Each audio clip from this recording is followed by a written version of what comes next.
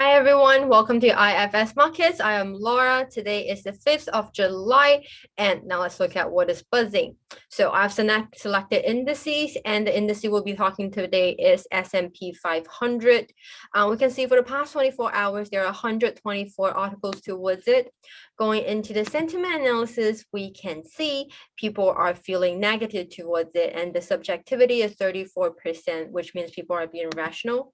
In trend analysis, we can see the professionals at Trading Central are thinking that it may rise by 3.07%.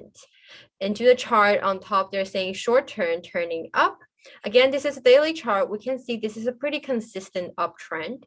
The current price is trading above the 20 days and 50 days moving average, above the pivot point of 4230, and also on top of the Bollinger Band. In the comment section, they're saying the RSI shows upside momentum because it's above the 50 neutrally area. Below, it's a series of supports and resistances, and I hope you like today's analysis. If you do, please don't forget to press the like, and also don't forget to follow our social media, Facebook and YouTube, and Weibo. Until then, I will see you tomorrow, and I hope you have a happy trading day. Bye.